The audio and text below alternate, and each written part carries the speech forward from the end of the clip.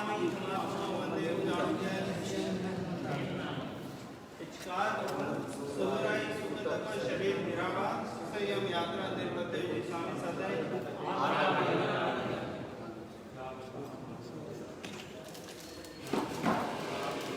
इच्छाकरण संदेशा भवन में विंतराय स्वामी इच्छा भावमी राय जल किंचे या मुक्ति करते वंदे माने यावचे आलावे संगावे उच्चारण समाट सब विकास है जल किंचे में रेना सुमो वयम ने जाना न जाना इच्छा भक्राम इच्छामि कामनो जान जन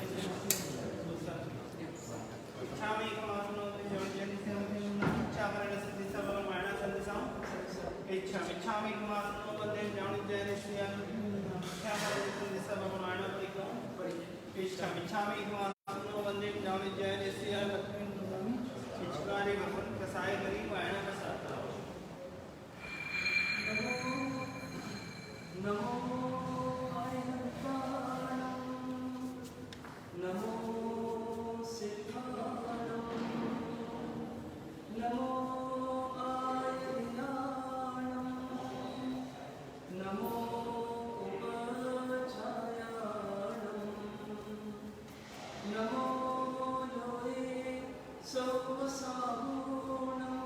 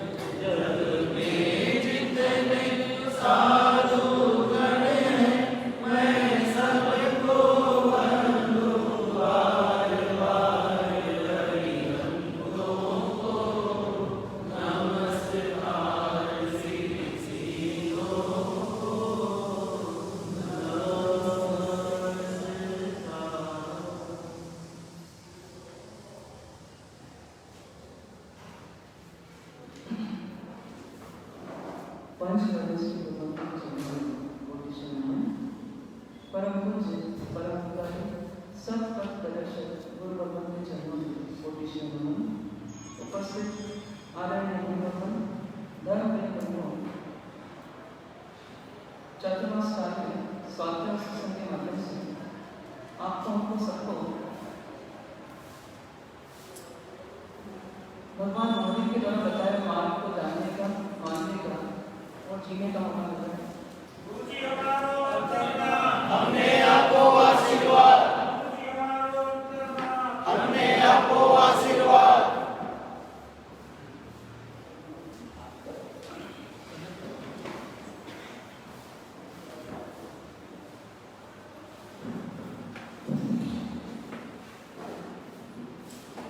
इसी के अंतर्गत हम एक विषय लेकर अभी शुरू कर रहे हैं, धर्म क्या, क्यों और कैसे। इसमें और कुछ नहीं करना, हमें धर्म के बारे में अपनी समझ को सही करना है, क्योंकि हम सब जो यहाँ उपस्थित है ना, निश्चित तौर पर धर्म से जुड़े हुए हैं, इसमें कोई दो राय नहीं है। लेकिन बस प्रश्न ये उठता है कि सच्चे धर्म से जुड़े हैं या नहीं जुड़े हैं। तो इसका उत्तर हर व्यक्ति के लिए अलग अलग आ सकता है। लेकिन आश्चर्य इस बात का होता है कि हर व्यक्ति समझता है मैं सही धर्म कर रहा हूँ, हाँ दूसरे लोग धर्म गलत कर रहे हैं। तो इसलिए अपने धर्म की समझ सही हो जाए, उसके लिए हम एक विषय लेकर चल रहे हैं, धर्म क्या, क्यों और कैसे। तो पहले दिन हमने ये निर्णय करा कि धर्म की आवश्यकता क्यों है। तो हर व्यक्ति के पास दो विकल्प हैं, दो राहें हैं। एक राह भौतिक राह है, एक राह धार्मिक राह है। भौतिक राह का संबंध किससे है? तो बाहरी संसार से है। धार्मिक राह का संबंध किससे है? तो देवगुरु धर्म और उनके द्वारा बताई गई आत्मा से। मतलब फोकस अलग जगह है। भौतिक राह में फोकस खाने पीने, पहनने ओढ़ने, घूमने फिरने, मौज मस्ती के साधनों से है। धार्मिक राह का फोकस स्वयं पर है, स्वयं के मन पर है, स्वयं की भावनाओं पर है, आत्मा पर है, स्वयं के विवेक पर है, स्वयं के सद्गुणों पर है। मतलब धार्मिक राह का क्षेत्र इतना ही है, व्यक्ति स्वयं, और भौतिक राह का क्षेत्र पूरा संसार है। और संसार अपार है, इसलिए भौतिक क्षेत्र भी अपार है।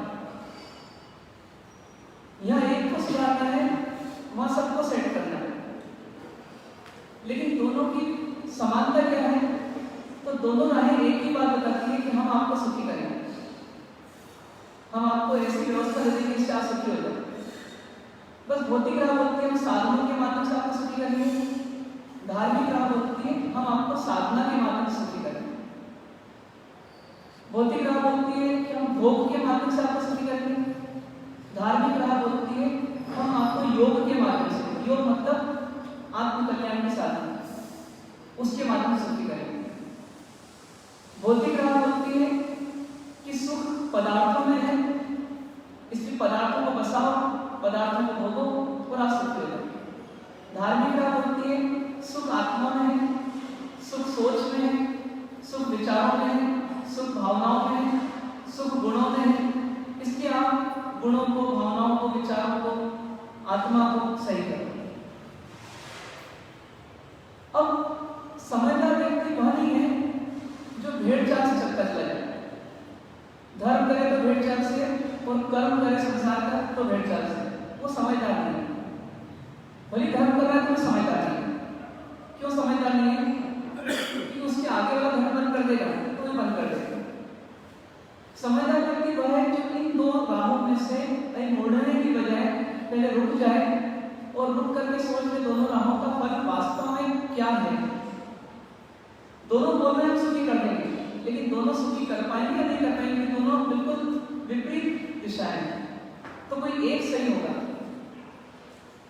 तो कौन सही है? तो चिंतन किया हमने कि भौतिक राह में आकर्षण तो खूब है, लेकिन हमें बार बार साधनों को परिवर्तित करना पड़ता है, बदलना पड़ता है।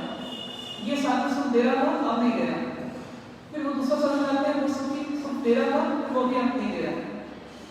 कैसे बार बार साधनों को बदलना पड़ता है। क्यों बदलना पड़ता है? उसके पीछे कारण है कि उसमें सुख है नहीं, उसे सुख मिला नहीं। अभी जितनी उम्र तक हमने जीवन जिया उसमें हम सुखी हो चुके होते हैं तो हम रुक चुके होते हैं। हम बोलते मेरे पास सुख है, लेकिन अभी हम ये नहीं बोलते मेरे पास सुख है, मुझे सुख चाहिए। हमारा विचार ये है मुझे सुख पाना है। कोई बोलेगा कि इतने तो सुखी हो गए ना, वो जितने सुखी हुए वो सुखी नहीं हुआ, उससे अधिक के लिए आप मेहनत कर रहे हो। जितना है उससे अधिक के लिए आप मेहनत कर रहे हो। सोचिए यदि जितना है उससे आप थोड़े सुखी होते तो थोड़ा ही पाना बचता है, लेकिन अब तो आपकी हवस और बढ़ चुकी है, आपकी प्यास और बढ़ चुकी है। यदि लखपति हुए थे तो आप करोड़पति होने का सपना देखते हैं, और करोड़पति हो गए हैं तो आप अरबोपति होने का सपना देखते हैं। जितनी बड़ी दुकान पहले अक्सर उससे बड़ी दुकान ही व्यक्ति बनाना चाहता है, खरीदना चाहता है। जितना टर्नओवर पहले उससे कई गुना अधिक करना चाहता है। कारण क्या है कि वास्तव में यदि सुख मिला होता तो फिर थोड़ा ही सुख बचता, पर ऐसा नहीं है। और जितने सुख की सामग्री बसाई है उसको लेकर भी कई बार दुखी होते हैं। पत्नी से दुखी होता है, परिवार से दुखी होता है, संपत्ति से दुखी होता है, लैंड और प्रॉपर्टी से दुखी होता है, कारोबार से दुखी होता है, नौकर चाकर दुखी होता है। जिनको सुख के साधन बना करके रखा है उन्हीं से दुखी हो जाता है। इसीलिए ज्ञानी क्या कहते हैं, भगवान महावीर का जीवन क्या कहता है, भगवान पार्वती का जीवन क्या कहता है, अनेक साधकों का जीवन क्या कहता है। बोलते हैं हम जंगलों में सुखी रह गए और आप महलों में सुखी नहीं हो पा रहे। जरूरत नहीं जंगलों में रहने की, लेकिन आप ये तय करो कि जंगलों में जहाँ अभाव ही अभाव है वहां पर भी हम सुखी हो गए, और आप महलों में जहां पर सामग्री है फिर भी आप सुखी नहीं हो रहे। जिसका एक बेटा है वो थोड़ा दुखी है, जिसके दो बेटे और ज्यादा दुखी है, जिसके तीन बेटे और ज्यादा दुखी नहीं संभावना, चार बेटे और ज्यादा दुखी नहीं संभावना। ये स्थितियां हैं। कोई फिक्स रेशो नहीं है, लेकिन फिर भी संभावना अधिक हो जाती है। तो इसलिए हमने तय किया है धर्म की आवश्यकता क्यों है, क्योंकि भौतिक राह में हमको अपनी मंजिल नहीं मिलने वाली, चाहे हम कितने ही ढूंढ लें। पदार्थ मिलेंगे, सामग्री मिलेगी, लेकिन संतोष ना नहीं। किसी ने पलंग जो है सोने का बनवा लिया, लेकिन नींद सोने के पलंग पर नहीं आएगी, नींद तो संतोष से आएगी, निश्चिंतता से आएगी। इसकी कुछ भीतर की चीजें आवश्यक है। कहते हैं कि Man cannot live by bread and butter alone। मतलब सिर्फ सामग्री से व्यक्ति जी नहीं सकता, ये सामग्री से जी ले। तो जिसकी वजह से भी सामग्री है वो उतना भी सुखी होना चाहिए, पर ऐसा सब नहीं मिलता। उपवास करने वाला भी सुखी हो सकता है, और आज सुबह जलेबी और दूध पीने वाला भी दुखी हो सकता है। तो इसीलिए कुछ छूट रहा है हमारी जिंदगी। बाहर का डेवलपमेंट को तो हम डेवलपमेंट मान रहे हैं, लेकिन कुछ छूट रहा है। वो क्या चीज है? वो अंदर का डेवलपमेंट। और इसलिए हमको धर्म की आवश्यकता है कि धर्म का फोकस ही अंदर के जगत पर, अंदर की जगत को सुधारो, अंदर के स्वभाव को सुधारो। पति और पत्नी को जीना है, पैसा काम नहीं आएगा, स्वभाव काम आएगा। बच्चों को बाहर भेजना है पढ़ने के लिए, वो पढ़ करके आएंगे कि बिगड़ के आएंगे, ये डिपेंड किस पर करेगा? उनके भीतर के स्वभाव पर, उनकी भावनाओं पर डिपेंड करेगा। इसीलिए अक्सर व्यक्ति पहले बाहर के आधार का संबंध बनाता है और बाद में धोखा कर जाता है। क्यों? क्योंकि भीतर के भावों को टटोलने का प्रयास नहीं करता है, रूप पर मुक्त हो जाता है, पैसे पर मुक्त हो जाता है, संपत्ति पर मुक्त हो जाता है, पहचानों पर मुक्त हो जाता है, लेकिन उसके भावों को नहीं देख पाता, कई रिश्ते भी टूट जाते हैं। इसीलिए हमको धर्म की आवश्यकता है। दूसरी बात हमने देखी धर्म आखिर है क्या। तो शॉर्ट में यदि हम समझें तो धर्म मतलब क्या है? तो स्वयं से सुखी होने की कला का नाम धर्म है।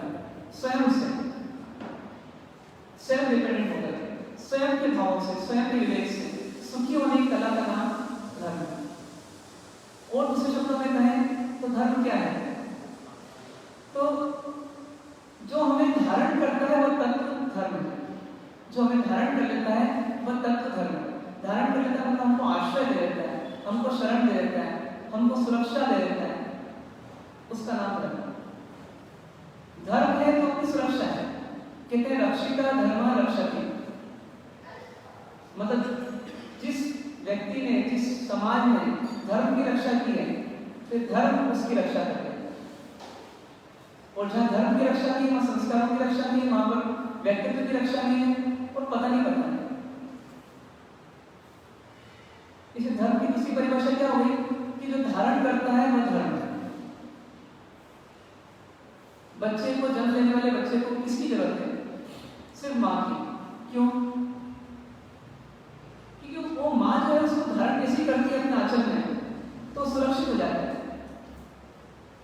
सातवीं मंजिल से नीचे देख रही है माँ, लेकिन माँ ने अपने हाथों से उसको अपने आंचल में लिया हुआ है, तो नीचे झुक करके भी देख रही है सातवीं मंजिल की बालकनी से।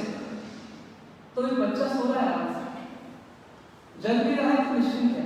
क्यों? किसके हाथ में है? माँ के हाथ में। बस ऐसी जैसे हमको श्रद्धा किसको जाना चाहिए? मेरे परमात्मा, मेरे गुरुओं के द्वारा, जो निस्वार्थ हैं, जो वितरागी हैं, उनके द्वारा ये धर्म लेना है मेरे को। ये धर्म मेरे लिए माँ के समान है। ऐसी श्रद्धा होनी चाहिए। सब कुछ छूटे, लेकिन क्या नहीं छूटे? धर्म से नाता ना छूटे। ऐसी अंदर में अड़ी श्रद्धा जिसकी होगी, उसको मुसीबत में कोई काम आया ना आए, लेकिन उसके धर्म है, तो वो धर्म होने से सही निर्णय करेगा मुसीबत में, गलत निर्णय पर उतर नहीं जाएगा। धर्म हमेशा एक कंट्रोलर का काम करता रहेगा। जैसे माँ बच्चे को बराबर आगाह करती रहती है, देख ये मत कर, ये कर, ये मत, ध्यान मत जा, यहाँ जा। ऐसी किसी माँ के समान धर्म भी हमारे को आगाह करता रहता है, सावधान करता रहता है कि ये करो, ये ना करो। तो उसको स्वीकार करने वाली बात है। जो स्वीकार कर लेता है, उसने माँ को स्वीकार किया, और जो स्वीकार नहीं करता धर्म, तो वास्तव में उसने माँ को स्वीकार नहीं किया, और उससे नुकसान किसको होगा? स्वयं को। माँ तो हितैषी है, धर्म तो हितैषी है। अब माँ को स्वीकार आपको करना पड़ेगा। तो इस धर्म को माँ की समान माने, और ऐसा माने कि मेरे को धारण करनी है, तो मेरी सुरक्षा करनी है। और आगे जब बढ़ते हैं अपन, तो धर्म क्या चीज है? हर समस्या का समाधान धर्म है। हर समस्या का समाधान धर्म है। समस्या अनेक है और समाधान एक है, वह है धर्म। आपको शारीरिक समस्या आ गई, समाधान है धर्म। कोई बोलेगा शारीरिक समस्या के लिए तो हमको डॉक्टर के पास जाना पड़ेगा, दवाई लेना पड़ेगी। ये आप ले लो, लेना है तो दिखाना है, दिखा दो, लेकिन रिजल्ट कुछ भी आ सकता है। पॉजिटिव भी आ सकता है, नेगेटिव भी आ सकता है। पॉजिटिव में क्या करना और नेगेटिव में क्या करना, तो दोनों में अपनी प्रसन्नता नहीं खोना, दोनों में अपनी शांति नहीं खोना, दोनों में अपनी भावना को बिगड़ने नहीं देना। वो कौन देगा? वो धर्म। समस्या का समाधान वस्तु नहीं है, समस्या का समाधान अंदर की प्रसन्नता और शांति। किसी ने आपको कुछ कह दिया, आप उसको 4 गुना आगे कह दो, तो भी जरूरी कि आपको शांति मिल जाए। लेकिन यदि आपके पास भीतर में धर्म है, उस धर्म के द्वारा क्षमा आदि भाव है, सद्गुण है, तो वो कह रहा है और आप शांत हैं, बस ये समाधान। आपने अपने अंदर समाधान निकाली। बाहर समस्या आई, वो आपको प्रॉब्लम नहीं दे रही वास्तव। उस समस्या से भिड़ जाते हैं अपन और अंदर में अशांत हो जाते हैं, मतलब हमारी समस्या पैदा हो गई। असली समस्या कब पैदा होती है? तो बाहर में प्रॉब्लम आती है, तब समस्या पैदा नहीं होती, वो तो बाहर की समस्या है। चाइना में कोरोना आया तो ये समस्या किसकी थी? चाइना की। वो चाइना का कोरोना चल करके इंडिया आ गई, अब वो समस्या किसकी बन गई? वो इंडिया वालों की। हमको कोई प्रॉब्लम नहीं थी जब तक कि चाइना में थी। अक्टूबर, नवंबर, दिसंबर, जनवरी तक हमको कोई प्रॉब्लम नहीं, क्योंकि वो हमारे देश में नहीं थी। अब जैसे देश में आई तो प्रॉब्लम शुरू हो गई। तो ऐसे बाहर की जगत में जो भी प्रॉब्लम आए वो हमारी प्रॉब्लम नहीं है, उससे हमको कोई दिक्कत नहीं है। दिक्कत कब हो जाती है? जब हम उसको अंदर प्रवेश करा जाते हैं और उससे अशांत हो जाता है। बस अशांति पैदा की समस्या पैदा की है, और इसका समाधान कौन है? इसका समाधान धर्म है। धर्म वह विवेक देगा, वह सोच देगा जिससे आप अंदर की अशांति को अंदर ही अंदर सॉल्व करो और शांति को प्राप्त करो। दूध उठना और सासू जी को गुस्सा है। अब बहू को भी गुस्सा आ गया कि इतना सब काम करती है, उसमें कोई जस्ट नहीं मिलता है, और इतना सा काम बिगड़ गया, कितनी बातें सुना है। अब आप बताओ कि समस्या नंबर 1 कौन? दूध का उपयोग। समस्या नंबर 2 कौन? सासू जी का डांटना। समस्या नंबर 3 कोई है क्या? बहू को गुस्सा आया। बहू को गुस्सा आया, उसके बाद अशांति हुई, या अशांति और गुस्सा आया? सोचना थोड़ा, सोच के बताओ। गुस्सा आया तो अशांति हुई, या अशांति हुई और गुस्सा आया? अशांति हुई तो गुस्सा आया। वास्तव में गुस्सा आया तो अशांति। दूध उठना था, बहू को पता नहीं था, बहू तो मोबाइल में बात कर रही थी, तो उसको कोई अशांति नहीं थी। सासू जी को गुस्सा आया, उन्होंने क्रोध में बकना चालू करा, तब तक भी कोई प्रॉब्लम नहीं थी। जब उनके क्रोध को सहन नहीं कर पाई और स्वयं को क्रोध आ गया, बस उस समय उसको अशांति पैदा हुई। तो बहू की अशांति का कारण वास्तव में कौन? गुस्सा। किसका? स्वयं। तो समाधान क्या है? समाधान एक ही है कि यदि बहू गुस्सा नहीं करती, बाकी दूध उफनता चलता, सासू भी उफन जाती, चल जाता, बहू नहीं उफनती, तो बहू को शांति मिलती है। परंतु बोलते हैं बस किसी को मत संभालो, आप सिर्फ अपने अंदर की जगत को संभालो, उसको बिगड़ने मत दो। कोई समस्या का वास्तविक जनक है, समस्या की उत्पत्ति नहीं हो रही है। बस आपकी अशांति को पैदा करने वाले कोई और नहीं है, आपका ही क्रोध, आपका ही मान, आपकी माया, आपका ही लोभ, आपकी ईर्ष्या, आपके भीतर की अवगुण ही आपकी अशांति का कारण है। और समाधान होता है कि आप भीतर की जगत को संभालो, उसको बिगाड़ने का। दृष्टि बात है, थ्योरेटिकली दृष्टि है, एक प्रैक्टिकली कब होगी, कैसे होगी, वो तो हम बाद में सीखते जाएंगे। लेकिन पहले हमको सिद्धांत देखना कि वास्तव में समस्या कहाँ होती है, अंदर की बाहर? अंदर होती है कि बाहर? अंदर। तो समाधान भी कहाँ निकालना? अंदर निकालना। मच्छरदानी के बाहर बहुत सारे मच्छर हैं, आपको एक मच्छर से प्रॉब्लम नहीं करती, लेकिन एक मच्छर अंदर घुस गया, सिर्फ एक मच्छर, और बाहर में सैकड़ों मच्छर है। आपको समस्या किससे? अंदर वाले मच्छर से। और आपको शांति कब मिलेगी? जब अंदर वाले मच्छर को एक बार निकाल दो। आप उठते हो, वापस मच्छर खोलते हो, फिर वापस बांधते हो, सिर्फ एक ही काम करने के लिए कि वो एक मच्छर निकल जाए। ऐसी कैसी हमारी जितनी समस्याएं हैं, उनकी उत्पत्ति हमारे मन में होती है, अंदर ही होती है, भावों में ही होती है। और उसको निकालना है तो कहां से निकालना पड़ेगा? अंदर से निकालना पड़ेगा। अब अंदर तक कोई दवाई नहीं जा सकती। कोई केमिस्ट से अपन दवाई लेकर जाए, मैं पैरासिटामोल दे दो, एस्पिरिन दे दो, मेरी बीमारी निकल जाए, निकल नहीं सकती। अंदर की, मन की दवाई एक ही, वह धर्म। वो धर्म ही हमारे विचारों को बदलता है, सोच को बदलता है, और धीरे धीरे हमारे भावनाओं को बदल देता है, सुधार देता है। तो इसीलिए हमारे लिए धर्म क्या बन गया? समस्याओं का समाधान। समस्या के अंदर, समाधान के अंदर, लेकिन माध्यम कौन बन गया? समाधान का धर्म बन गया। अब ये जो धर्म है, इसकी जरूरत हमको कब कब है और कहां कहां है? कब कब है और कहां कहां है? हर समय। धर्म की आवश्यकता हमको हर समय, हर स्थान पर है। अभी आप यहाँ बैठे हैं, आप शांत हैं क्या? शांत? अभी आप शांत हैं। इतने पीछे से कुछ आया और वो मार्ग स्थान पर नहीं बैठते हुए आपके आगे वाले जो भाई साहब बैठे उनके और आपके पीछे बैठ जाए, आप बिल्कुल शांत रहेंगे? नहीं, क्यों नहीं रहेंगे? लेट आते हैं और बीच में बैठ जाते हैं, और जहाँ नहीं बैठना चाहिए वहां बैठ रहे हैं।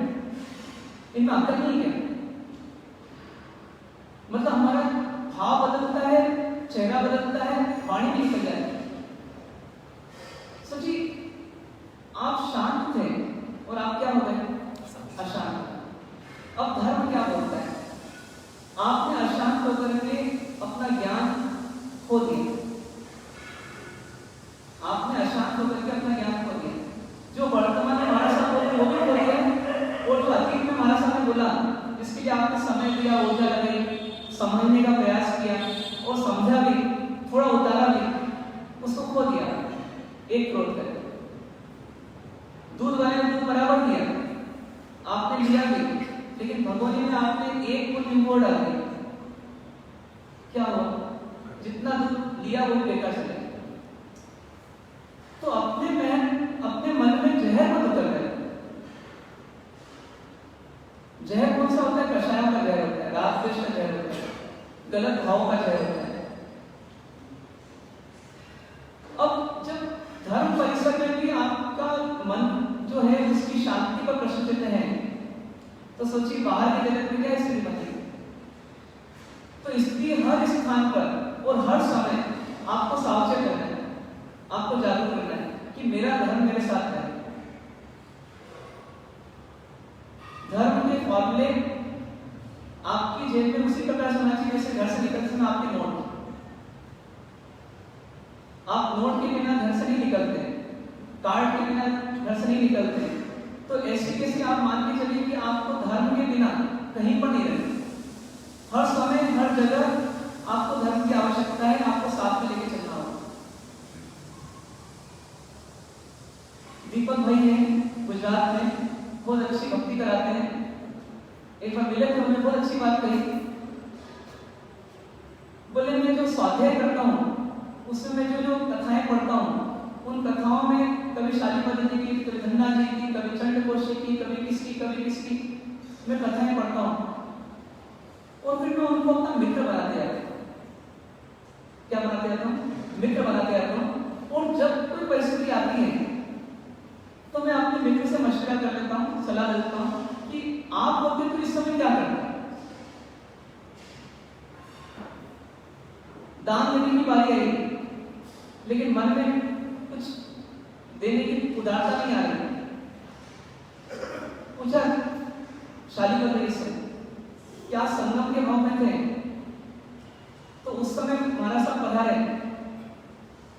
और आपने की मुझे दी, तो मुझे क्या करना चाहिए इस समय? वो शालीपति बोलते हैं कि देखो, पुण्य के उदय से सब कुछ मिलता है, जो है वही पुण्य के उदय से मिला है, ये आपका है नहीं, इसलिए आप क्यों कंजूसी कर रहे हो? क्या करा? उदारता आ गई। दोस्त बनाया ना उनको, मित्र बनाया ना, तो उनकी बात को मानते हैं, मित्र के साथ आदर्श बनाया, तो बात को नकारते नहीं, बात को स्वीकारते हैं। तो अच्छे लोगों को अपना मित्र बनाने से क्या हुआ? धर्म करना बड़ा आसान हो गया उनके लिए। तो ऐसे हमारे जीवन में धर्म के फॉर्मूले और धर्म करने वाले, ये दोनों आदर्श की सीट पर होना चाहिए, और जब जरूरत पड़े इनका उपयोग कर सकते हैं। तो जीवन की हर समस्या में हम समाधान खोज लेंगे। एक भाई आया एक बार, वो बोले कि ये शिविर अटेंड किया मैंने, उसके बाद का एक वाक्य बताता हूँ। बोले मैं कहीं जा रहा था और जाते जाते कहीं जाम हुआ, तो जाम हुआ तो सब गाड़ियां अटक गई। इतने में कार वाले भाई की गाड़ी अटक गई, तो वो कुछ चाय वगैरह पीने चले गए, लॉक लगा के चले गए गाड़ी में। मेरी गाड़ी लोग सब उनकी जस्ट पीछे थी, सब लोग निकल गए, मेरी गाड़ी अटक गई। पीछे भी इतनी भीड़ थी, आगे गाड़ी थी, मैं कहीं जा नहीं सकता था, मैं बहुत लेट हो गया। मैं एकदम गेट खोल करके निकला, मैंने कहा देखो बाहर सामने कौन बैठा है, कोई दिखा नहीं। मेरी इच्छा हुई कि कांच फोड़ दूं, एक क्षण के लिए मेरी इच्छा हुई कांच फोड़ दूं, क्योंकि पहले भी बताया मुझे, मेरी एक बार ऐसी स्थिति बनी थी, मेरे को बहुत गुस्सा आया, मेरी उससे लड़ाई हो गई थी, तो आज इच्छा हुई कि आज भी कांच फोड़ दूं। लेकिन मुझे एकदम से याद आया, शिविर की बातें याद आई। वो शिविर की बातें कब कहाँ कैसे खुशी हो गई अंदर पता नहीं, लेकिन वो कहाँ पहुंच चुकी थी, वो मन में पहुंच चुकी थी। स्मृति से बाहर निकली और उसने सुझाव दिया कि क्या अंतर पड़ा, ये 10 मिनट रुक गया था, 5 मिनट रुक गया था, थोड़ा इंतजार कर ले, थोड़ा इंतजार कर ले, अपने आप पर काबू कर। अभी क्रोध करेगा पूरा दिन भर बिगड़ जाएगा। शांति रखें, जो उदय है उसको स्वीकार करें, परिस्थिति को बदल नहीं पाएगा, शांति रखें। कांच फोड़ने से भी कोई तभी आएगा जब उसको आना है, और झगड़ा करेगा अलग। मन में थोड़ा संतोष कर लिया। इतने में वो व्यक्ति आया। थोड़ी देर बाद ये व्यक्ति बाहर नहीं बैठा हुआ था, अपनी गाड़ी में जा चुका था और वहां पर अपनी सीट पे बैठा था। जब ये गाड़ी आगे बढ़ेगी बस तब मैं आगे बढ़ाऊंगा, उसके पहले मैं किसी प्रकार की कोई अशांति झंझट नहीं करने वाला। उस व्यक्ति ने गाड़ी आगे बढ़ी, इस व्यक्ति ने गाड़ी आगे बढ़ी। उसने बोला 20 मिनट मेरे बेस्ट जरूर हुए, लेकिन दिन भर को मैंने बेस्ट बना लिया। और नहीं तो 20 मिनट की अशांति शायद दुकान पर जाकर के नौकर पर निकलती, घर पे जाके पत्नी पर निकलती, और फिर वापस कभी ऐसे वाक्य फिर होते तो फिर सड़क पर निकलती। तो मैंने अपने आप को बचा लिया। अब वास्तव में उसने अपने आप को बचाया या किसी और ने उसको बचाया? उसके धर्म ने उसको बचा लिया। तो ऐसे जीवन की हर समस्या का समाधान आपको मिलेगा। जैसे हमारा एक लक्ष्य होता है कि बिना एक्सीडेंट के हमारे गंतव्य तक पहुंचना, ऐसी बिना अशांति के हमको दिन भर बिताना। यदि आपका एक लक्ष्य बन जाए तो आपको आवश्यकता किसकी पड़ेगी? आपको आवश्यकता पड़ेगी धर्म। धर्म के फॉर्मूले समझो और उसको जीवन में अप्लाई करो और शांति से जीवन जियो। फिर चाहे वो सामने पत्नी हो या नौकर। जस्ट की बात, मतलब अपने में, अपने व्यवहारिक प्रॉब्लम्स में और साधकों को जंगल में मिलने वाली प्रॉब्लम्स में क्वालिटी वाइज में अंतर नहीं, क्वांटिटी वाइज अंतर है। यदि हम घरों में रह करके कभी किसके ताने सुनना पड़ते हैं, कभी नौकर से थोड़ी लेट हो जाती है, कभी नमक में, दाल में नमक कम हो जाता है, तो ये हमारी समस्या है। कभी शरीर में बुखार आ दिया जाता है, ये हमारी समस्या है। तो जंगलों में रहने वालों को थोड़ी बड़ी लेवल की समस्या आती है। कभी सांप डस लेता है, कभी बिच्छू काट लेता है, कभी गर्मी बहुत लगती है, कभी प्यास बहुत लगती है, कई डांस मच्छर काटते हैं, ये उनकी प्रॉब्लम्स है। लेकिन जब जंगलों में रहने वालों ने जो समाधान निकाला, वो समाधान यदि हम शहरों में रहने वाले, घरों में रहने वाले अपनी छोटी छोटी प्रॉब्लम्स से निकाल लें, तो जैसी शांति उनको मिली ऐसी शांति किसको मिलेगी? अपने को मिलेगी। मतलब दोनों की राहों में अंतर नहीं, प्लेटफॉर्म्स में अंतर हो सकता है, लेवल्स में अंतर हो सकता है, लेकिन डायरेक्शन एक ही है। जस्ट बात है कि हमें धर्म की आवश्यकता है और धर्म हमें इस तरह से करना कि हमारे भाव जगत में परिवर्तन है। अब अगली बात आती है कि धर्म कैसे करें। हमने ये सीखा धर्म की आवश्यकता क्यों, हमने ये सीखा धर्म क्या है, हमने ये सीखा धर्म कब और कहां करना। अब अगला प्रश्न क्या है? धर्म कैसे करें। धर्म कैसे करें? तो देखिए, ऐसा कोई जादू डायरेक्टली नहीं है कि हमारे भाव जगत को सीधे परिवर्तित कर दे। इसके लिए धर्म के दो पार्ट किए गए, एक द्रव्य शुद्धि और एक भाव शुद्धि। द्रव्य शुद्धि और भाव शुद्धि, ये शब्द याद रखना है। इसी को धर्म, द्रव्य धर्म और भाव धर्म कहते हैं। द्रव्य धर्म यानी क्या? कोई बताएंगे आप? द्रव्य धर्म यानी क्या? द्रव्य धर्म मतलब शरीर और वचन और सामग्री के माध्यम से होने वाला धर्म। सामग्री, शरीर और वचन के माध्यम से होने वाला धर्म। जैसे आपने पूजा की तो आपका कौन सा धर्म हुआ? द्रव्य धर्म। आपने चंदन का उपयोग किया, आपने उंगली का उपयोग किया, आपने दोनों का उपयोग किया, ये हो गया द्रव्य धर्म। आपने गुरु वंदन किया, आप बार बार उठे, बार बार बैठे, गुरुवंदन करते समय कौन सा धर्म हुआ? शरीर से, शब्दों से आपने वंदन किया तो ये द्रव्य धर्म हो गया। यदि आपने पुस्तक पढ़ी, कौन सा धर्म हुआ? पुस्तक पढ़ी, ग्रंथ पढ़ा, शास्त्र भी पढ़े, द्रव्य धर्म। क्यों द्रव्य धर्म? क्योंकि शरीर में एक अवयव आंख है, तो आपने किसका उपयोग किया उसके लिए? आंख का उपयोग किया, फिर कौन सा धर्म हो गया? द्रव्य धर्म। मतलब सामग्री, शरीर या वाणी, इनके माध्यम से हमारा धर्म जो है द्रव्य धर्म कहलाता है। तो फिर भाव धर्म किसे बोलेंगे? अब क्या बचे? अब मन बचे। तो मन से होने वाला धर्म, भावनाओं से होने वाला धर्म, आत्मा से होने वाला धर्म, वो कौन सा धर्म कहलाएगा? भाव। द्रव्य धर्म और भाव धर्म। अब धर्म करना बड़ा कठिन है। धर्म करना बड़ा कठिन है। जिसकी क्रोध के संस्कार है उसको कहना बड़ा आसान है कि क्रोध मत करा कर, लेकिन उसके लिए बड़ा मुश्किल है कि मैं क्रोध पे कंट्रोल कैसे करूं। तो इसकी एक व्यवस्था है, उसको सरल करने के लिए क्या करें? द्रव्य धर्म के रास्ते से भाव धर्म तक पहुंचे। द्रव्य धर्म के रास्ते से भाव धर्म तक पहुंचे। जैसे आपने पूजा की, तो पूजा करना एक प्रकार से एक नाटिका है। एक नाटिका है।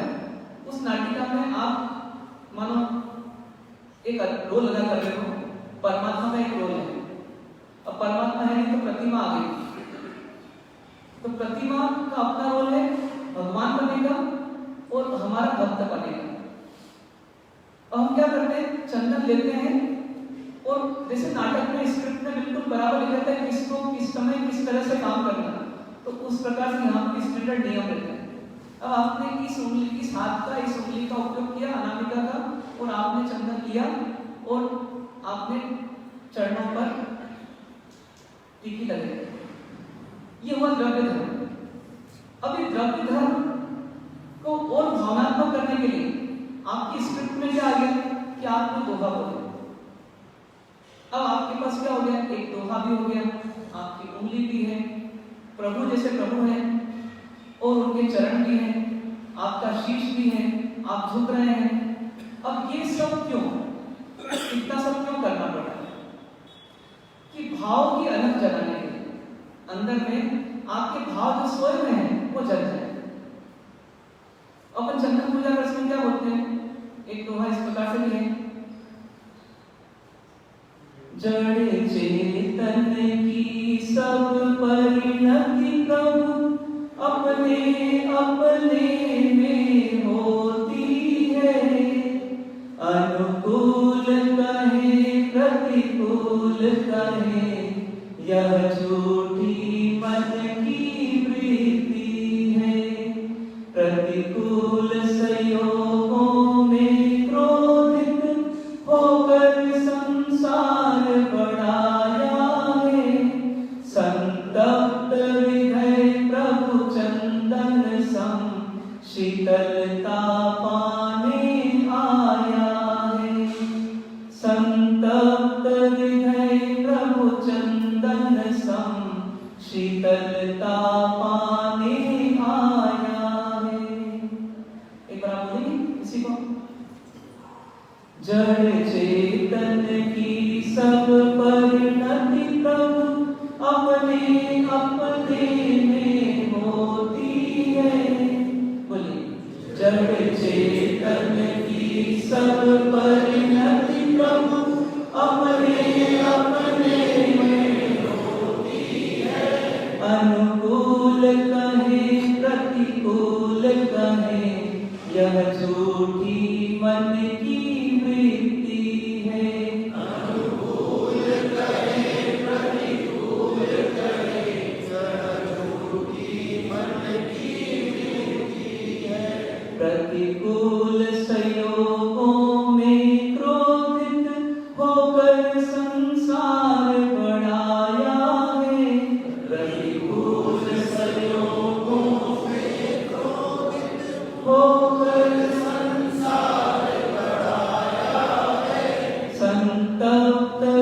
है प्रभु चंदन सम शीतलता पाने आया है।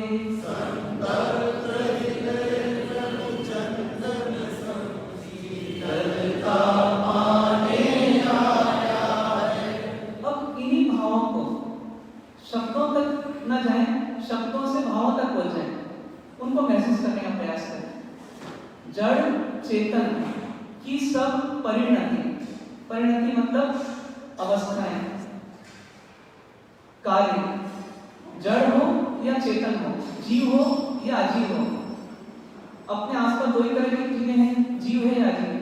इनकी सब परिणति, इनके सब कार्य अपने अपने में होते हैं, मतलब ये सब अपने अपने में करते रहते हैं। कोई गाली भी दे रहा है तो अपने मुंह से दे रहा है, कोई धोखा दे रहा है तो अपने तरीके से दे रहा है, कोई आपकी ईगो को हर्ट कर रहा है वो अपने भी कर रहा है, वो मजाक आपकी अपने मुंह से निकाल रहा है, सब अपने अपने काम कर रहे हैं। इसी में हम क्या करते हैं, शक्ति करते हैं, क्या अनुकूल है और क्या प्रतिकूल। लेकिन ज्ञानी क्या बोलते हैं, अनुकूल कहें प्रतिकूल कहें, मतलब ये अच्छा कर रहा है ये बुरा कर रहा है, यह सब मन की वृत्ति है, मतलब मन की कल्पना है।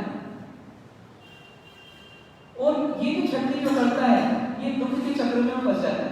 तो जहां जहां प्रतिकूल दिखता है वहां क्या होता है, तो बोलते हैं प्रतिकूल संयोगों में क्रोधित होकर संसार बढ़ा है।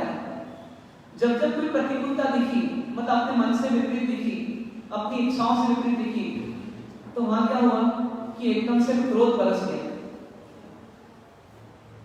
तो बोलते हैं प्रतिकूल संयोगों में क्रोधित होकर संसार बढ़ाया है, संतप्त हृदय प्रभु चंदन सम। दिन भर का, कल का, परसों का, नरसों का, क्षण क्षण का मैं अपने हृदय को जलाता रहा, तपाता रहा, तो मेरा हृदय कैसा हो गया है, संतप्त हो गया है। जैसे अंगारा संतप्त हो जाता है, तप जाता है, तो ऐसे मेरे हृदय भी है प्रभु कैसा हो गया है, संतप्त हो गया है। संतप्त व्यक्ति की दो पहचान है, एक तो तपा हुआ है और एक को थका हुआ है। क्योंकि जितना अपन तपते हैं क्रोध में उतना अपन थकते भी हैं। तो संतप्त हृदय प्रभु, हे प्रभु मैं कुछ अर्ज कर रहा हूं। क्या अर्ज कर रहा हूं कि ये संतप्त हृदय जो आया है, हे प्रभु चंदन सम, चंदन के समान शीतलता पाने आया है। मतलब हे प्रभु ये चंदन के समान शीतलता पाने के लिए आपके पास आया है। आपके पास ही क्यों आया है, उसको कहने की आवश्यकता नहीं रही, क्योंकि वो मेरे भाव में है कि आप तो परम शीतल है। चंदन तो शीतल है ही, पर चंदन से भी बढ़कर के कौन शीतल है, आप शीतल है। तो जब दो लोग शीतल हैं तो तीसरा अंगारा कैसे बन सकता है, तो तीसरा भी कैसा होने आया है, शीतल होने आया है। तो इसलिए हे प्रभु मैं आपके चरणों में इस प्रकार से जुड़ना चाहता हूं कि मेरे में, चंदन में और आपके चरणों में दूरी नहीं है। जहां चरण है वहीं चंदन है और वहीं मेरी क्या है, उंगली की, मतलब मैं भी हूं। अब तीनों एक जगह मिल गए तो तीनों क्या हो जाना चाहिए, समान हो जाना चाहिए। तो हे प्रभु मैं भी पूजा कर रहा हूं, ये पूजा तो द्रव्य पूजा है, ये द्रव्य धर्म है, लेकिन वास्तव में हमारी अर्जी क्या है, मेरा क्या चले जाए, मेरा क्रोध चला जाए, मैं शीतल हो जाऊं, ये परिस्थितियों में अंगारा ना बनूं। इतनी इस लक्ष्य को लेकर के, इस अवस्था को पाने के लिए हम ये क्या कर रहे थे, ये द्रव्य धर्म कर रहे थे। तो द्रव्य धर्म व्यर्थ है नहीं, द्रव्य धर्म साधन है और भाव धर्म साधन है। पहुंचना कहां तक है, भाव धर्म है, लेकिन वहां तक पहुंचाने का साधन कौन बनेगा, द्रव्य। आंखों से पुस्तक पढ़ी, ये द्रव्य धर्म हो गया, लेकिन हृदय के नेत्र खुल गए, ज्ञान के नेत्र खुल गए, तो क्या हो गया, वो भाव धर्म हो गया। मैंने सुनने में भी शिक्षा ली, सुर सुनने में शिक्षा ली, सुर सुनने में आंखों से ली, कानों से ली, और मैंने सुनने में किससे ली, हृदय से ली। जीवन में जब जब उपयोग की आवश्यकता पड़ी, घबराई नहीं, कर्म सिद्धांत को, अन्य सिद्धांत को लगा लिया उसने। क्यों लगा लिया, क्योंकि उसके हृदय तक वो भाव धर्म के रूप में परिवर्तित हो चुका है। तो द्रव्य धर्म से शुरुआत होगी और पहुंचना कहां तक है, भाव धर्म। अब किसी ने द्रव्य धर्म किया और भाव धर्म तक नहीं पहुंचने का प्रयास किया या नहीं पहुंचा, तो उसने क्या किया, उसने अधूरा काम किया, गलत नहीं किया, गलत और अधूरे में अंतर है, उसने अधूरा काम किया। घर से निकला लेकिन गाड़ी खराब हो गई, लक्ष्य तक नहीं पहुंचा, तो निकला वो गलती नहीं की, गाड़ी में बैठा वो गलती नहीं की, लेकिन गाड़ी को रिपेयरिंग नहीं करवा के रखी थी, ये गलती थी। तो ऐसे कैसे मैंने द्रव्य धर्म किया, लेकिन उसको भाव तक पहुंचाने का प्रयास नहीं किया, उसके लिए मेहनत ही नहीं की, सोचा भी नहीं, लक्ष्य भी नहीं बनाया, ऐसा माना यही तो धर्म है। कोई निकला बाहर, उससे बोला पूजा हो गई, हो गई पूजा, कौन सी पूजा हुई भेद नहीं किया उसने, तो क्या हुआ? अधूरा धर्म हुआ। स्वाध्याय किसको बोला? जिसमें आप स्व तक पहुंच जाओ, नहीं तो प्रवचन अधूरा है।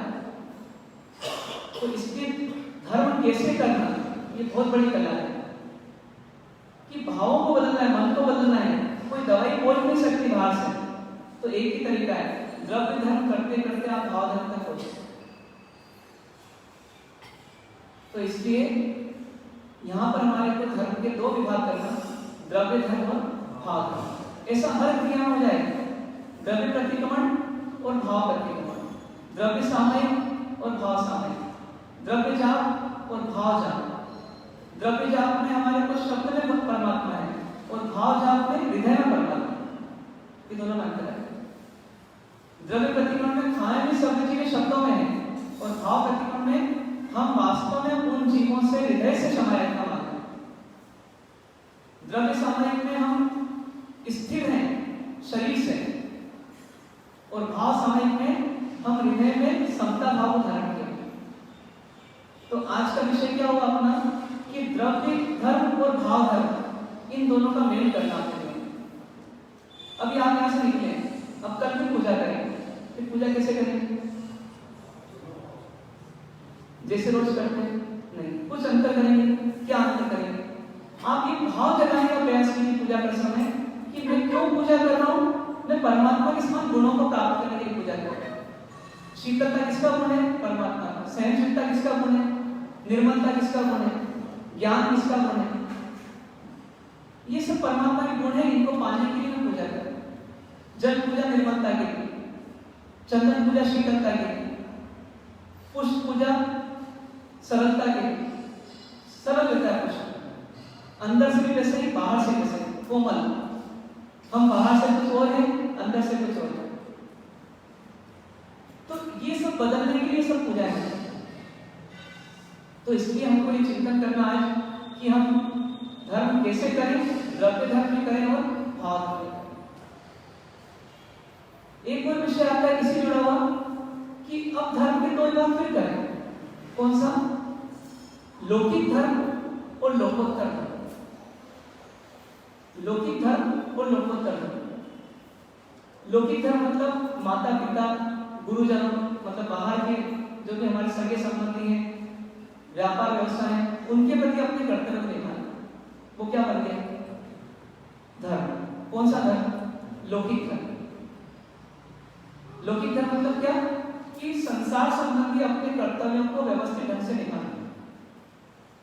यदि बहू के रोल में तो बहू का रोल निभाना, माँ के रोल में तो माँ का रोल निभाना, पिता के रोल में तो पिता का रोल निभाना, भाई के रोल में तो भाई का रोल निभाना। अब भाई का रोल क्या होगा? तो भाई का रोल ये होगा यदि बड़े भाई हैं तो पिता की अनुपस्थिति पिता का रोल निभाना। छोटा भाई यदि गलती भी करता है तो बड़ा भाई माफ करता है, ये बड़े भाई का रोल है। छोटे भाई को आवश्यकता है तो बड़ा भाई उससे मदद करता है। उसमें ये नहीं बोले कि भैया मेरे पास व्यवस्था नहीं, अभी देखता हूँ, करता हूँ, विचारता हूँ। उसमें तैयार है कि मेरे को आफत में इसको मदद करना है। मतलब ये भाई का भाई के लिए धर्म हो जाएगा। सास का बहू के लिए धर्म क्या होगा कि बहू के मन को राजी रखें, शांत रखें, प्रसन्न रखें और बहू की आवश्यकताओं में उसको मदद करें, उसको सही सलाह दें, उसको धर्म में लगा दें। मतलब हर व्यक्ति के एक नहीं अनेक रोल है। क्या करना? अपने सब रोल्स को अच्छी तरह निभाना। जैसे कि कोई फिल्मी हीरो हो और उसने एक फिल्म साइन की, उसकी शूटिंग स्टार्ट हो गई, थोड़ा बिजी हो गया, कोई दूसरा प्रोड्यूसर आया और उसने कहा कि मेरी फिल्म में मैं आपको देना चाहता हूँ, वो क्या बोलेगा? हीरो क्या बोलेगा? हाँ बताओ ना, बिल्कुल राजी हूँ। तीसरे फिल्म वाला और आ गया, कोई बात नहीं, इसको भी एडजस्ट कर दूंगा, चौथे वाले को भी एडजस्ट कर दूंगा, जितना मैक्सिमम कर सकूंगा कर दूंगा। क्यों? कि जितना रोल अदा करूंगा उतना क्या मिलेगा, उतना पैसा मिलेगा, उतनी आमदनी बढ़ेगी। तो बस ऐसे कैसे जितने रोल हमको मिल रहे हैं उन रोल को खींच से, झुंझलाहट से, बेगार डालने की अपेक्षा से हम ना लेना है, हम उसे मुनाफा माने। इन सब से मेरे कुछ ना कुछ पुराने ऋण है। क्या है? ऋण है। कुछ उधार लेकर आया है उनसे पैसे, अब चुकाने के लिए समय आया है। अभी चुका तो ये पुण्य का उदय बहुत लबालब, 2 हाथ है, 2 पैर है, 2 आंख है, 2 कान है, दिमाग है, बाहर पुण्य का उदय है, राम जी की मौज है। क्या करूं? अभी जितना निभा सकता हूं निभा दूं, बाद में ना मालूम निभाने के लायक में रहा कि नहीं रहा। जब कुत्ता बनूंगा तब मालिक की जी हजूरी भी करना पड़ेगी और भूखे भी रहना पड़ेगा और बाहर वाले कुत्ते भी काटेंगे और डंडे भी पड़ेंगे और बीमारी आएगी तो कोई समझने वाला नहीं रहेगा। एक साथ छप्पड़ फाड़ करके बहुत सारे ऋण चुकाना पड़ेगा। अभी तो एक एक करके ऋण आ रहे हैं, बहुत छोटे छोटे ऋण हैं। जिस समय दुकान में नौकर की सेवा करना है तो उससे पत्नी की सेवा का ऋण नहीं आया, सुबह पत्नी की सेवा करना है तो उससे नौकर की सेवा करने का ऋण नहीं आया। तो एक समय एक ही हुंडी वाला आ रहा है। क्या करूं? अभी मेरे पास है, क्या करते जाऊं? देते जाऊं। ऐसे अपने कर्तव्यों को व्यवस्थित ढंग से निभाना, ये क्या बन जाता है? ये लौकिक धर्म बन जाता है। तो कोई भी धर्म और विशेष करके जैन धर्म कभी इनकार नहीं करता कि लौकिक धर्म को आप मत देखो। हम रोज जय विराय बोलते हैं ना, जय विराय में एक शब्द बोलते हैं, लोक विरुद्ध चाव। मतलब क्या? कि लोक विरुद्ध आचरण का मैं त्याग करता हूं। ये लोक से विरुद्ध, लोक मतलब जो संसार है, संसार के नियमों से विपरीत यदि मैं चला हूं तो उसका मैं त्याग करता हूं। जय विराय माथे पर हाथ रख करके बोलते हैं कि ये मेरे एक तरह से प्रार्थना भी है और एक तरह से मेरा संकल्प भी है कि हे प्रभु, मैं संसार में अपने जो भी लौकिक कार्य हैं, कर्तव्य हैं, उनका निर्वाह करूंगा। इसको बोलते हैं लौकिक धर्म। और एक होता है लोकोत्तर धर्म। लोकोत्तर धर्म किसे बोलते हैं? जो आत्मा से परमात्मा बनने का धर्म। पहले आत्मा से एक पवित्र आत्मा बनेगी और पवित्र आत्मा से परमात्मा बनेगी। तो जो आत्मा को निर्मल करे और इस संसार के भ्रमण से हमको मुक्त करने में माध्यम बने, उसका नाम क्या बन जाएगा? लोकोत्तर धर्म। तो जो हम राग द्वेष को छोड़ें, जो हम इच्छाओं को छोड़ें, जो हम संसार से थोड़ा अनासक्त होते चले जाएं, डिटेच होते चले जाएं, अटैचमेंट तोड़ते जाएं, इसका नाम क्या है? इसका नाम लोकोत्तर धर्म। जैसे लौकिक धर्म में पिताजी की तबीयत खराब हो गई और बेटा डॉक्टर है, तो लौकिक धर्म क्या बोलेगा? पिताजी का इलाज करो। ये लौकिक धर्म हो गया। वो पिताजी को पिताजी मान करके उसका इलाज कर रहा है, ये लौकिक धर्म हो गया। लेकिन वो थोड़ा और ऊपर उठ गया है तो वो इंसान होने के नाते भी उनकी सेवा कर रहा है। मतलब एक तरह से वो सब इंसानों को पिताजी के समान ही महत्व दे रहा है, क्योंकि उसने सांसारिक राग से उभर करके जीव मात्र के प्रति मैत्री भाव कर लिया। तो वो कौन सा धर्म हो गया? वो लोकोत्तर धर्म हो गया। वो लोकोत्तर धर्म हो गया। यदि भगवान महावीर के पास कोई ऐसा व्यक्ति दीक्षा लेता कि जो उनका सांसारिक रिलेटिव हो, तो ये परमात्मा उसको कौन सा मार्ग बताते? जो गौतम स्वामी आदि को बताया वही मार्ग बताता। मतलब लौकिक धर्म किसी व्यक्ति पर केंद्रित होता है, लोकोत्तर धर्म संसार तक उदार हो जाता है। वसुधैव कुटुंबकम, पूरी वसुधै मेरा कुटुंब है। चंडकोशी के आया तो परमात्मा का वात्सल्य वैसे ही था जैसा एक माँ का अपने बच्चे के प्रति रहता है। तो लौकिक धर्म से स्टार्ट करना जीवन को और कहां तक पहुंचाना अपने धर्म को? लोकोत्तर धर्म। इस प्रकार से धर्म कैसे करना? तो 2 पॉइंट आए हमारे आज के। एक आया कि जिसमें हम कौन सा धर्म करें, द्रव्य धर्म से प्रारंभ करें और कहां तक पहुंचे, भाव धर्म तक पहुंचे। और दूसरा प्रकार से हमने देखा कि लौकिक धर्म से स्टार्ट करें और लोकोत्तर धर्म तक पहुंचे। तो आज 2 मिनट के लिए आप आंखें बंद करेंगे, आज के विषय पर चिंतन कर लीजिए और निर्णय कीजिए कि मुझे कैसे जीना है।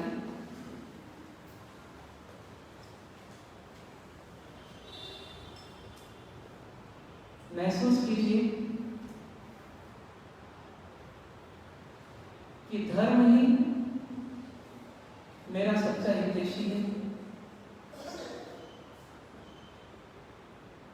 मुझे भौतिक राहों की गंदगी में नहीं फंसना है। मुझे मन को पवित्र करने वाले धर्म की राह पर चलना है।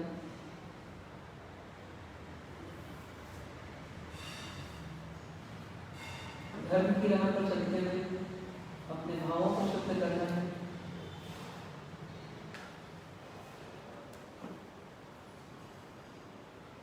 महसूस कीजिए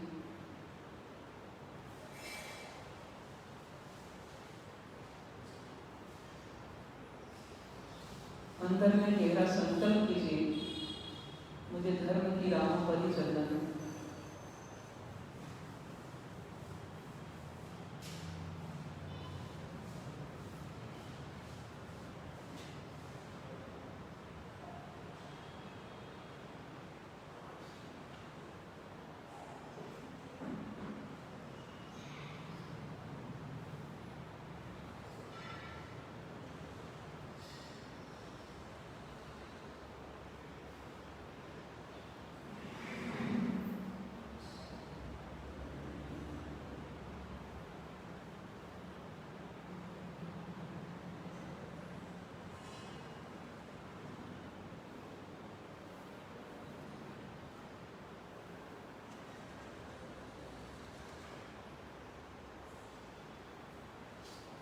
आज दिन भर और आगे भी मैं अपने भावों को, अपने मन को शांत रख सकूं, ऐसा संकल्प करें। यही धर्म है, इसी राह पर मुझे चलना है, ऐसा संकल्प करें।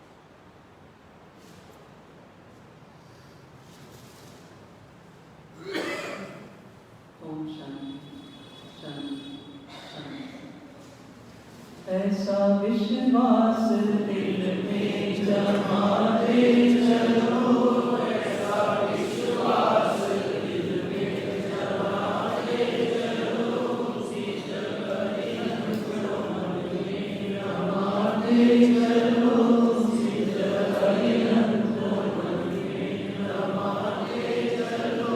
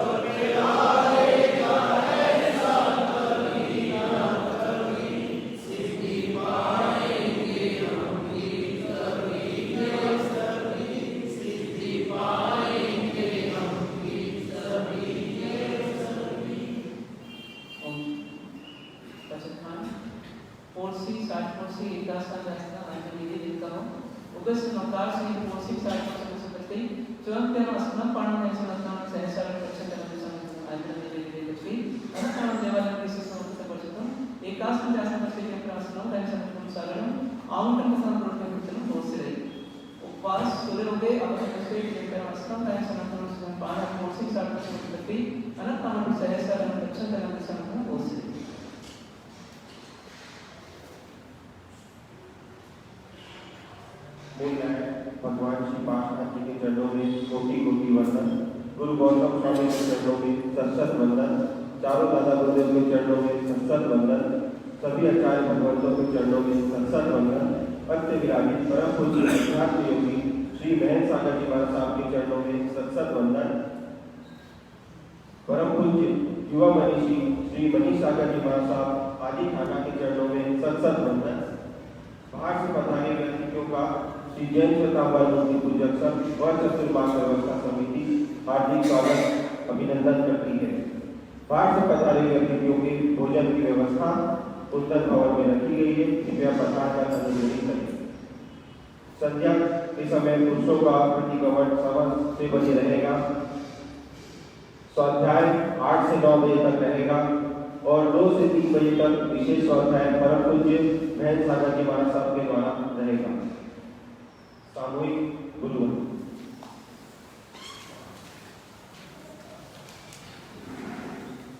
जिनको भी आता है सब सामूहिक एक साथ बनेंगे तो अपना निवेदन होता जाएगा।